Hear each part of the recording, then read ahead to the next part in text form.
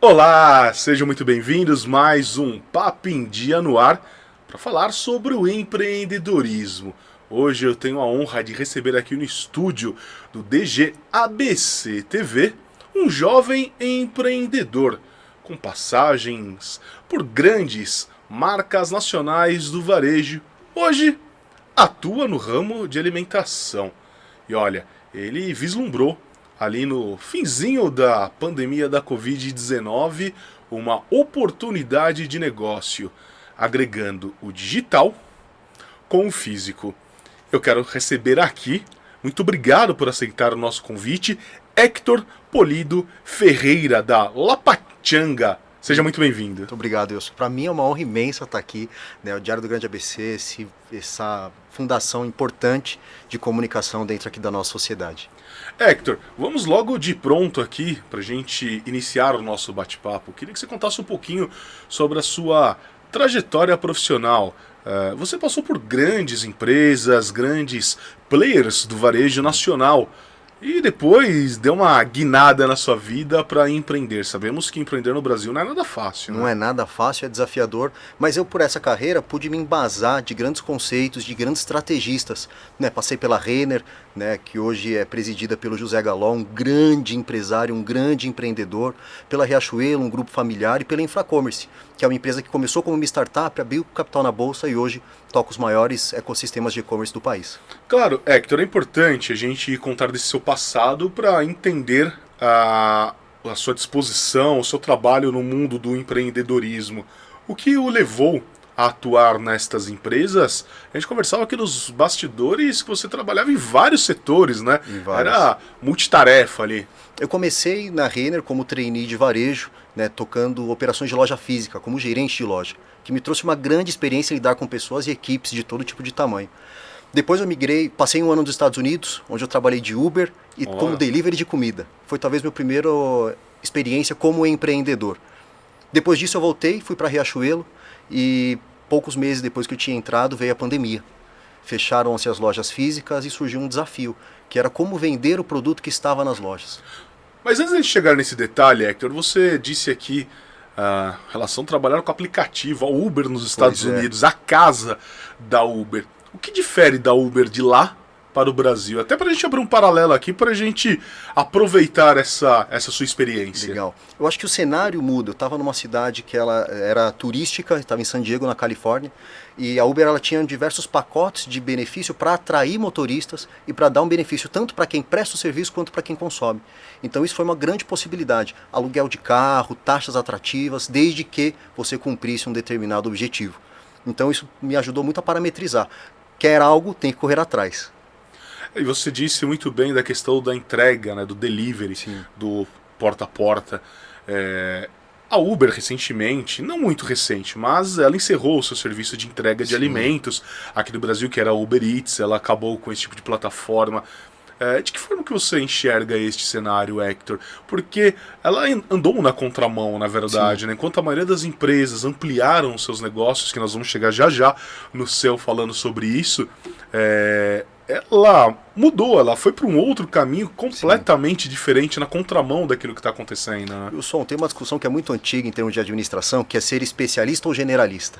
Quando a gente fala da Uber, ela por não ter uma lucratividade alta, problema de grandes startups que a gente sabe, ela optou por se especializar no transporte de pessoas e alguns de pacote. No movimento inverso, a gente tem, por exemplo, o iFood, que acabou de trocar aí de CEO e que busca agora uma expansão de marketplace, focar em outras áreas que não só alimentação. Acho que são dois players legais a gente acompanhar, porque vão apresentar resultados diferentes. E Héctor, é claro que agora nós vamos começar o nosso bate-papo aqui mais focado na sua experiência profissional. Nós comentávamos aqui sobre o fechamento de lojas, de grandes redes, por conta da pandemia.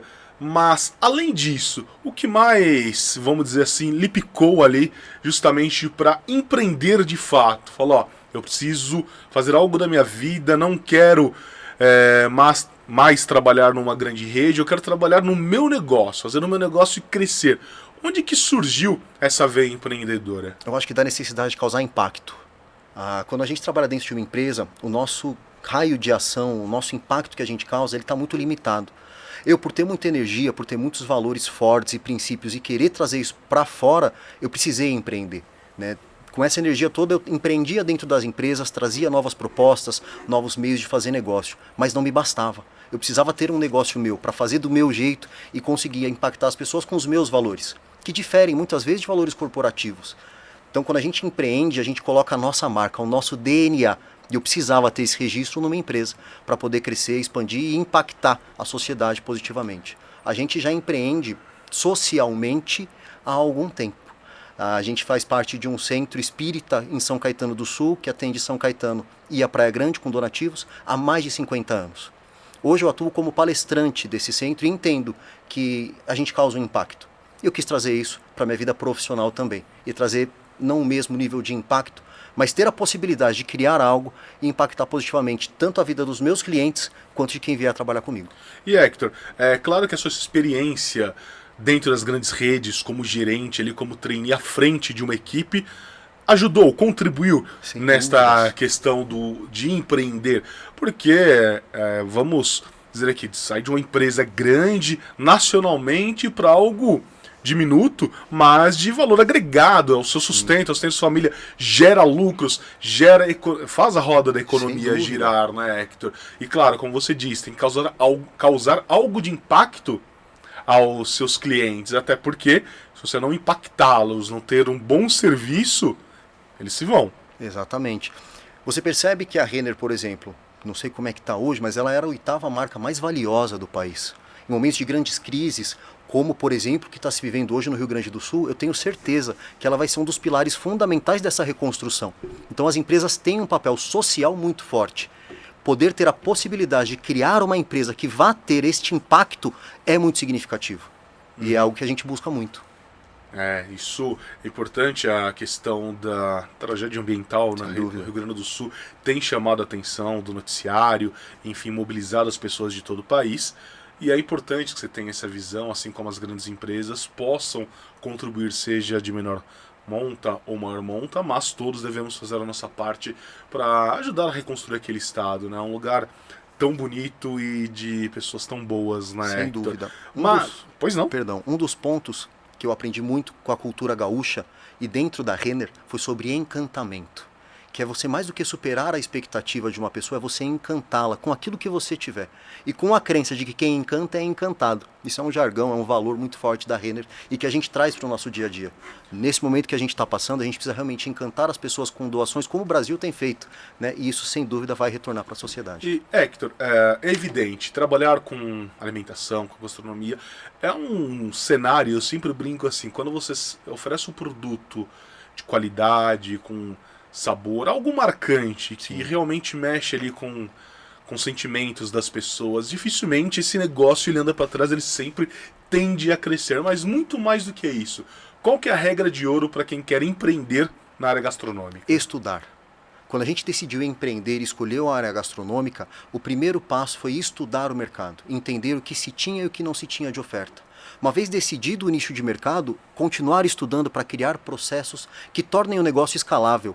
A alimentação tem essa dificuldade. Às vezes você faz um produto maravilhoso. Como você repete a receita? Como você garante que uma equipe possa replicar a mesma receita sem alterar o sabor? Porque dizem que cozinhar é uma arte. Como você transforma a arte da cozinha em ciência? Através de processos, através de gestão, através de controle. Esse foi um fator que tem nos ajudado muito a crescer e a ajustar o nosso produto. Quando eu era um empreendedor e fazia tudo sozinho, a gente conseguiu trazer esse sentimento que você disse. E a alimentação tem isso, uma memória afetiva, um sabor que marca, lembra um frango de vó, uma carne que alguém fazia, Exatamente. Uma receita, um momento. Quando você escala isso e precisa de alguém para fazer, você precisa instruir essa pessoa com processos que garantam padrão. O McDonald's é uma grande empresa e referência em padrão. Só se tornou o McDonald's porque soube ter padrão. O que a gente fez desde o princípio foi isso. Setar o nosso nível de qualidade, criar processos para poder ter controle e aí sim ter gestão. Aí com isso a gente consegue entregar essa experiência encantadora que é da alimentação com constância. Porque a pior coisa é você provar um produto e falar, nossa, que delícia, vou pedir de novo. Aí você pede de novo e ele vem diferente. Vem com outra qualidade, com outra característica de aroma, sabor, aparência visual. E aí você gera uma frustração. Este, para mim, é um dos maiores desafios de empreender no segmento alimentício. É você manter o padrão. E Hector, é claro, a padronização ela é importante, ela é fundamental. Só que, além disso, é importante a gente manter aquela chama acesa, né? Sem Paixão dúvida. pela gastronomia, pela cozinha propriamente dito. Porque eu tenho algumas experiências assim, digo, pô, vou num restaurante tal, bacana, a comida é legal, mas chega lá o atendimento às vezes não é aquele atendimento que você fala, eu vou no outro ali que o atendimento é melhor, mas às vezes a qualidade não é tão boa. Então é padrão, qualidade e atendimento. Perfeito. E o padrão tem que estar na excelência das relações. A gente se preocupou desde o começo da Lapachanga em fazer uma empresa que tivesse uma experiência cultural real. Tanto que uma das primeiras ações que a gente teve quando contratou uma salgadeira, que é a Malu, que vale muito a gente conversar sobre ela, uma empreendedora sênior de São Caetano do Sul, uma mulher forte, e que quando entrou no nosso time a gente não se importou se ela já tinha mais ou menos de 50, 60 anos de idade. Com um mês de casa, o que a gente fez foi levá-la para a Argentina, para que ela pudesse ter a vivência de o que é uma experiência de uma empanada. Toda essa vivência, essa experiência é quem sustenta a relação do produto. Um bom produto vende, uma boa experiência marca.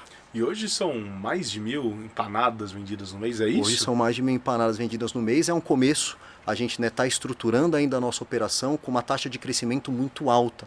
É por isso que a padronização nos ajuda. Hoje a gente está preparado para crescer a taxa de 50%, 60% com expansão de produção, porque a gente tem processos.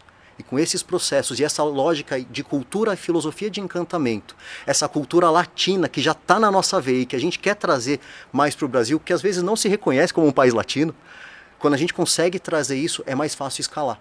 Então essa taxa que a gente está hoje, 1.000 empanadas por mês, 1.200, 1.500 empanadas por mês, é uma taxa que ela tende a ter um crescimento muito grande, porque a gente está só começando. Ô Hector, nós estamos indo aos minutos finais do nosso bate-papo aqui, mas eu queria que você comentasse um pouquinho.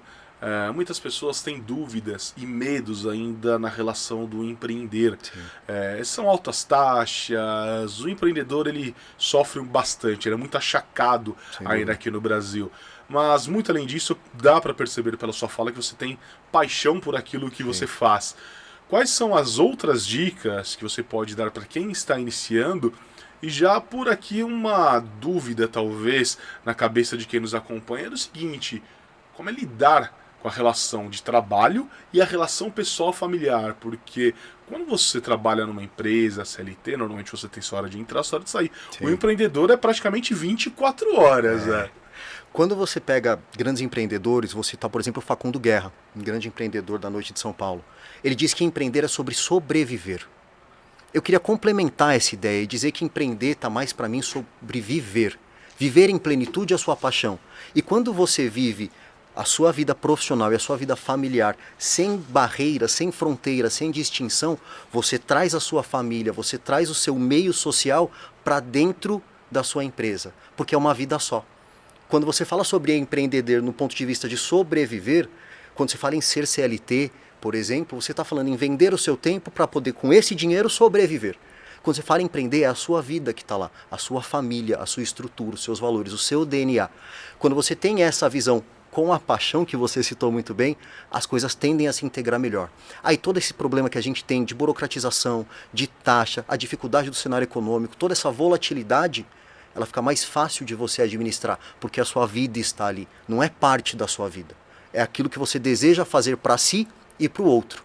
Isso te dá força. Para fechar aqui, Hector, nosso bate-papo, claro, a gente poderia ficar horas e horas aqui falando, mas o tempo infelizmente é curto e ele urge, não tem o que fazer. Como você enxerga o seu futuro pessoal e o futuro da sua empresa daqui para frente? Acho que um dos valores mais fortes meus e da empresa é fé. A gente tem muita fé no que está acontecendo, a gente tem muita gratidão pelo que está acontecendo. A gente traz também um planejamento muito forte, porque ter só fé não adianta. A gente tem que ter um planejamento. Só que quando a gente fala de um planejamento, às vezes a gente pensa, putz, daqui a 5 anos como eu quero que minha empresa esteja. É difícil planejar. O que a gente faz hoje é abrir diversos canais. Estamos trabalhando com venda com um comercial direto, venda passiva por canais próprios, Instagram, WhatsApp, venda ativa em marketplace, como o iFood, por exemplo, e em site próprio. Estamos trabalhando parcerias com B2B, empresas que vão assar nosso produto e vender, e estamos trabalhando com representação comercial. A gente vende o produto congelado para a marca e a marca revende esse produto. Então o que a gente está fazendo hoje é abrindo várias frentes de negócio e estruturando elas. Para o futuro, acho que a Deus pertence. Nós hoje estamos trabalhando para estruturar essas e outras frentes de negócio, e aí assim garantir sucesso. Quero agradecer aqui a participação do Hector Polido Ferreira, da La Pachanga, que é uma empresa de empanadas na cidade de São Caetano. Hector, muito obrigado aí pelo bate-papo esclarecedor. Olha, me surpreendi com o bate-papo de hoje no Papo em Dia. Eu agradeço muito, Wilson, nossos amigos aí que acompanham o Diário do Grande ABC, um abraço, empreendam e mais do que isso, vivam com plenitude. Obrigado a você que acompanhou o nosso programa, um forte abraço, até o próximo programa, tchau, tchau.